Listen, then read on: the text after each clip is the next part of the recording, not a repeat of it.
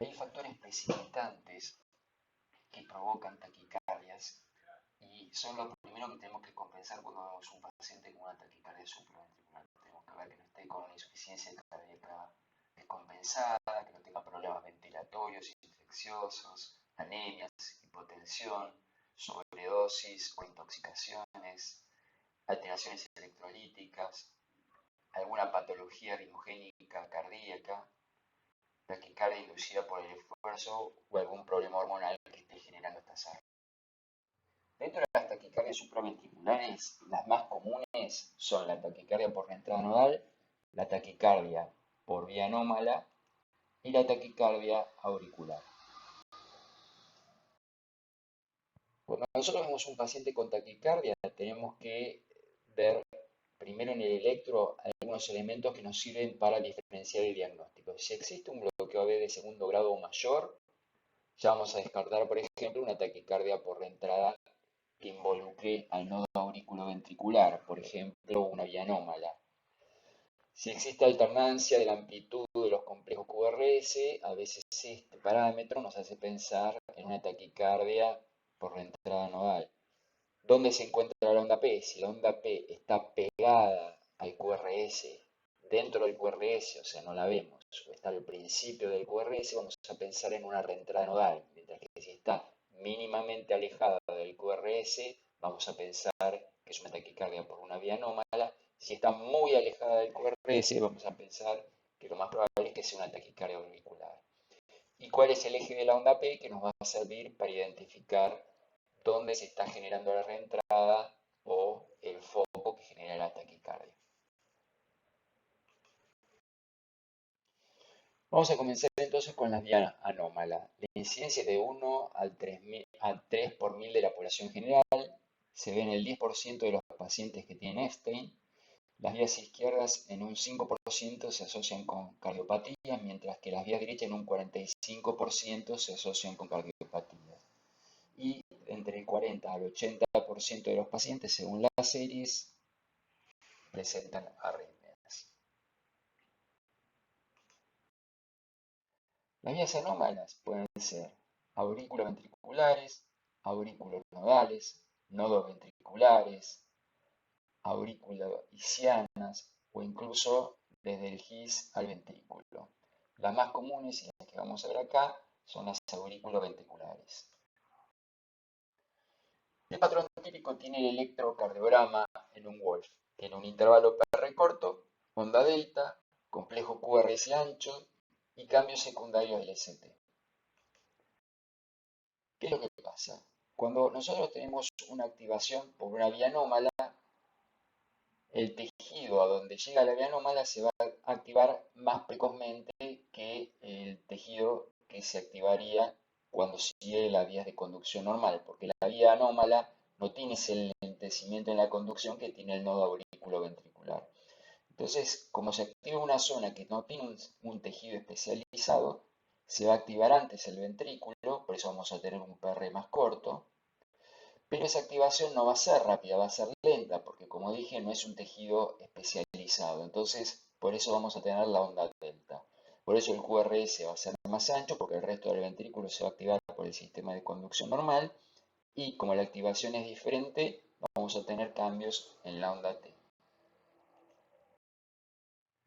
¿De qué depende el grado de preexcitación? Va a depender de la velocidad de conducción intra e interauricular, de la localización de la vía anómala, de la velocidad de conducción por la vía anómala y de la velocidad de conducción a través del nodo auriculoventricular y del sistema. Y acá en este gráfico tratamos de explicar un poco ese fenómeno. Si el impulso tarda mucho en llegar a la vía anómala, porque es una vía anómala que está alejada, por ejemplo, es una vía auriculoventricular izquierda, mucho del ventrículo se va a activar por el sistema de conducción normal, entonces vamos a tener poca preexcitación. En cambio, si la vía anómala está muy cerca del nodo sinusal, si es una vía derecha, es probable que tengamos más preexcitación porque el impulso va a llegar antes a la vía anómala que al nodo auriculoventricular. Por eso es más común encontrar vías ocultas del lado izquierdo que del lado derecho. Lo otro es la velocidad de conducción. Si la velocidad de conducción inter e intraauricular es muy rápida, el impulso va a llegar más rápido a la vía anómala y entonces vamos a tener más preexcitación. Si el nodo auriculoventricular conduce muy lento, el impulso que active los dos ventrículos a través del nodo AB va a ser menor que el impulso que activa a través de la vía anómala. Entonces vamos a tener mayor preexcitación. Entonces son esas las cuatro variables que intervienen en el grado de preexcitación que vamos a tener en el electrocardiograma. Acá vemos un ejemplo donde lo que se ve son latidos sin preexcitación y latidos con preexcitación. Como vemos, el PR se acorta, aparece la onda delta, el QRS es más ancho y cambia la repolarización. Este es otro ejemplo donde vemos un electro sin preexcitación y en el mismo paciente otro electro con preexcitación. Quiere decir que en un mismo paciente puede tener preexcitación intermitente en el mismo electro o en electrodos realizados en días diferentes. Por eso uno no puede descartar la vía anómala en un paciente que concurre por palpitaciones solo porque en ese momento en el electro no tenga preexcitación. Las localizaciones más frecuentes de las vías anómalas son lateral izquierda en el 50% de los casos, posteroseptales en el 30%, lateral derecha en el 15% y anteroseptal en el 5% de los casos. ¿Cómo nos damos cuenta de la localización? Bueno, hay diferentes algoritmos, pero uno lo que puede, para darse cuenta rápidamente, es si tenemos mucha R en B1, vamos a pensar que la vía es izquierda, porque está reproduciendo un bloqueo de rama derecha. Es como que se activa primero el lado izquierdo que el lado derecho. Si en cambio tenemos poca R en B1, vamos a pensar que se asemeja más a un bloqueo de rama izquierda y entonces vamos a pensar que la vía es derecha. En este caso vemos que tiene poca R en B1, así que decimos que la vía es derecha. Cuando queremos saber si es anterior o posterior, vamos a ver la cara inferior. Si tiene mucha R en cara inferior, como en este caso, quiere decir que se está activando primero, que el vector va hacia la cara inferior, quiere decir que se activa primero la cara anterior y después la cara inferior, con lo cual nos está diciendo que la vía es derecha y anterior, o sea que sería una vía anteroseptal. De las arritmias que más frecuentemente se pueden ver en los pacientes que tienen una vía anómala son las taquicardias ortodrómicas, que son el 95%, en el cual el impulso baja por el sistema de conducción normal y sube por la vía anómala. Las taquicardias antidrómicas, que son el 5%, en el cual el impulso baja a los ventrículos por la vía anómala y sube por el sistema de conducción normal, y la fibrilación auricular. Acá vemos un ejemplo donde el impulso se genera en el nodo sinusal, baja por el sistema de conducción normal y vuelve a las aurículas por la vía anómala. Estas son las taquicardias ortodrómicas, las más comunes, por lo cual el paciente puede tener preexcitación en el electrobasal. Durante la taquicardia, la preexcitación desaparece porque el impulso activa los ventrículos a través del sistema de conducción normal y la vía anómala solo se está usando en sentido retrógrado para volver a activar la aurícula y generar de este modo la reentrada. En este ejemplo vemos el electro entonces en ritmo sinusal con preexcitación y cuando aparece la taquicardia, como deja de activarse el ventrículo por la vía anómala, el PR se alarga o se normaliza, el QRS se normaliza y como decía, la vía anómala solo está siendo utilizada para la conducción retrógrada, por lo cual activa en forma retrógrada las aurículas y de esa forma genera el circuito de reentrada. Acá vemos un ejemplo, el paciente con reentrada, sin preexcitación, y cuando la arritmia se corta, aparece la onda delta clara con preexcitación, porque ahora, al cortarse la taquicardia, la vía anómala puede ser usada nuevamente en sentido anterógrado para activar los ventrículos. Otro ejemplo, en este caso, a la inversa, vemos en ritmo sinusal, el electro con PR corto, onda delta, preexcitación, y cuando tiene la taquicardia lo que se nota es que el QRS se ensancha. Quiere decir que en este caso la taquicardia es antidrómica, se está activando todo el ventrículo por la vía anómala y nada por el sistema de conducción normal que está siendo utilizado en sentido retrógrado para activar las aurículas. ¿Cómo evaluamos los pacientes con Wolf? Lo más importante es evaluar el riesgo que tienen estos pacientes. Entonces vamos a evaluar si tienen síntomas severos, si los síntomas son moderados o si son asintomáticos. Pacientes con riesgo mínimo de muerte súbita son en general los que son asintomáticos, los que tienen vía anómala oculta, porque el problema de la preexcitación es que si la vía anómala conduce muy bien, si el paciente se fibrila, no va a tener el sistema de bloqueo que tiene el sistema de conducción normal a través del nodo, que no deja pasar todos los impulsos. Entonces, en un paciente con fibrilación auricular podrían pasar muchísimos impulsos al ventrículo y generar fibrilación auricular. Por eso, si el paciente tiene una vía anómala oculta, la vía anómala oculta es aquella que no conduce en sentido anterógrado y solo conduce en sentido retrógrado. Estos pacientes, por más que se fibrilen, van a tener el bloqueo a nivel de nodo auriculoventricular y no van a tener una altísima frecuencia durante la fibrilación auricular. Lo mismo pasa en los pacientes que tienen preexcitación intermitente. Uno piensa que si la preexcitación intermitente, la vía anómala no es muy buena y entonces se va a bloquear rápido cuando tenga fibrilación auricular. La desaparición brusca de la onda delta con el ejercicio también nos habla de que la vía anómala no conduce muy bien, lo mismo que la desaparición de la onda delta con asmalina, y que el intervalo preexcitado sea mayor de 250 milisegundos durante la fibrilación auricular, que quiere decir que en los intervalos de menos de 250 milisegundos la vía anómala se bloquea, con lo cual en una fibrilación no va a tener alta respuesta ventricular. Pacientes de alto riesgo son los que tienen múltiples vías anómalas, porque puede ser que se bloquee una, pero la otra esté disponible y entonces durante fibrilación tener mayor riesgo de presentar alta frecuencia ventricular y que eso genere fibrilación ventricular, historia de taquicardia recurrente o fibrilación auricular, y que el intervalo RR durante el F inducido preexcitado sea menor de 250 milisegundos. ¿Cómo vamos a estudiar un paciente con Wolf?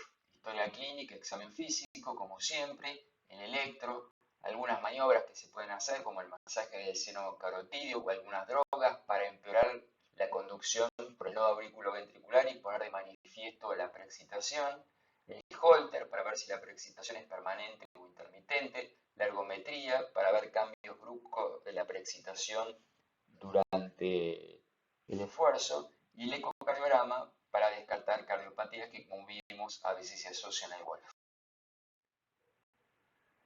Siempre entonces conocer características del paciente, severidad y causa de los síntomas, el número y características de la conducción de la vía anómala, el tipo de taquiarritmia que presenta y los tratamientos previos. El estudio electrofisiológico nos va a servir para confirmar la preexcitación, va a tener un intervalo HV corto, sitio con deflexión ventricular más precoz, la estimulación ventricular para la inducción de taquicardia supraventricular, utilizando la vía anómala o el nodo auriculoventricular como vía de retroconducción, el mapeo de la secuencia de activación auricular retrógrado para ver qué zona se activa antes y saber dónde está localizada la vía anómala, la medición del VA durante la reentrada, y la estimulación auricular con intervalos constantes entre estímulos y la inducción de FA para predecir el riesgo de estos pacientes. En el tratamiento agudo se pudo hacer masaje del seno carotídeo, adenosina, que bloquea el nodo auriculoventricular, o flecainida. En la FA con alta respuesta, bueno, estas drogas endovenosas que acá no hay, amiodarona se podría usar y obviamente evitar digital y antagonistas de calcio porque pueden bloquear el nodo y favorecer la conducción a través de la vía anómala. Y obviamente si el paciente tiene descompensación hemodinámica, la cardioversión eléctrica. cuando usamos antiarrítmicos de tipo 2, como los beta bloqueantes, los 4, como los bloqueantes cálcicos, la adenosina y la digital, vamos a actuar a nivel del nodo. Con los clase 1C, como la propafenona, la flecainida, o los clase 3, como el sotalol o la amiodarona, actuamos tanto sobre el nodo como sobre la vía anómala. Y los 1A, como por ejemplo la quinidina, actuamos fundamentalmente sobre la vía anómala. Tener en cuenta también que el PRR tiende a ensancharse en todas las drogas, excepto los clase 1B. El QRS se ensancha con drogas clase 1A y 1B, y el QT se ensancha con las drogas clase 3 y 1A. Los efectos adversos cardíacos de las drogas antiarrítmicas incluyen el efecto depresor miocárdico, bloqueo, bradicardia, arritmogénesis, agravamiento de la arritmia existente o creación de nuevas arritmias, son todos elementos que tener en cuenta. La adenosina es una droga bastante segura, tiene una vida media muy cortita de segundos, tiene un metabolismo endotelial. La dosis que usamos habitualmente es entre 6, 12 e incluso 18 miligramos. Los efectos adversos, enrojecimiento facial, dolor o presión precordial y disnea, que son muy frecuentes. Recuerden que está contraindicado en los pacientes que tienen broncoespasmo y el efecto provoca. La flecainida, vida media de 12 a 27 horas, metabolismo hepático fundamentalmente. La dosis es habitualmente de 100 a 200 miligramos cada 12 horas. Y los efectos adversos más comunes son visión borrosa, cefalea, ataxia, insuficiencia cardíaca y también el efecto proarrítmico. La otra posibilidad de tratamiento es la ablación transcatéter, que consiste en destruir y modificar parte del tejido cardíaco que es crítico para la iniciación o mantenimiento de la arritmia. En este caso sería ubicar dónde está la vía anómala y quemarla para que no se pueda utilizar para el circuito de reentrada. La otra arritmia, que es la más frecuente de todas, es la taquicardia por reentrada nodal. Es aproximadamente el 50% de todas las taquicardias supraventricular que veamos en el paciente adulto. Es más común en mujeres, más común en adultos, aparece después de los 40 años, aunque tenemos muchos casos de pacientes menores. Y la frecuencia cardíaca en estos pacientes durante la taquicardia es entre 100 y 280 latidos por minuto con una media de 170. El circuito de la reentrada sería el siguiente. El nodo auriculoventricular tendría dos vías de conducción, una rápida y una lenta. La vía rápida se bloquearía más precozmente y entonces esta vía rápida, que no puede conducir en sentido anterógrado, puede conducir en sentido retrógrado y entonces generar el mecanismo de reentrada. Acá vamos a ver un ejemplo. Acá tenemos un ejemplo. Si el impulso llega al nodo auriculoventricular, tiene dos vías, una que conduce rápido y una que conduce más lento. La vía más rápida llega antes al GIS, activa el GIS y a través del Purkinje y de las ramas a los dos ventrículos. Cuando el impulso llega por esta zona más lenta del nodo auriculoventricular, encuentra el GIS bloqueado porque ya se activó por este impulso que llegó rápido y entonces no aparece ningún efecto porque lo encuentra bloqueado. Por eso tenemos un PR normal. Si el impulso llega al nodo auriculoventricular, pero es demasiado precoz y encuentra a la vía rápida bloqueada, el impulso va a bajar al GIS por la vía lenta. Entonces, como va a tardar más en llegar al GIS, vamos a tener un PR más largo. Y esto es lo que se llama habitualmente salto de vía. Si este impulso que bajó por la vía lenta puede volver a subir a las aurículas por la vía rápida, que estaba bloqueada en sentido anterógrado, pero quizás está disponible para retroconducir y llevar el impulso en sentido retrógrado a las aurículas, vamos a tener un eco auricular. Si esta activación se repite en forma secuencial, vamos a tener la taquicardia supraventricular por reentrada. Dentro de las medicaciones podemos usar bloqueantes cálcicos como el verapamilo o el litiazem. podemos usar betabloqueantes, que como dijimos antes, ambas drogas actúan sobre el nodo auriculoventricular y si modifican la conducción en forma apropiada pueden impedir que el paciente vuelva a tener arritmias. Otra posibilidad es hacer la ablación por radiofrecuencia, que es modificar la vía lenta de conducción para impedir que este circuito se mantenga y genere las taquicardias. Uno entonces lo que hace es aplicar radiofrecuencia en la zona de conducción de la vía lenta y de esta forma impide las reentradas. Finalmente, tenemos taquicardias auriculares, que en el paciente adultos son bastante menos frecuentes que las otras dos arritmias que vimos. Pueden ser automáticas o por mecanismo de reentrada, como vemos en este gráfico. El tratamiento puede ser con drogas, como vimos antes, flecainida, propafenona, amiodarona, o intentar la ablación si uno localiza el circuito de reentrada o el foco que está originando la arritmia, va con un catéter a esa zona, aplica radiofrecuencia y al quemar el foco elimina la arritmia. Muchas gracias.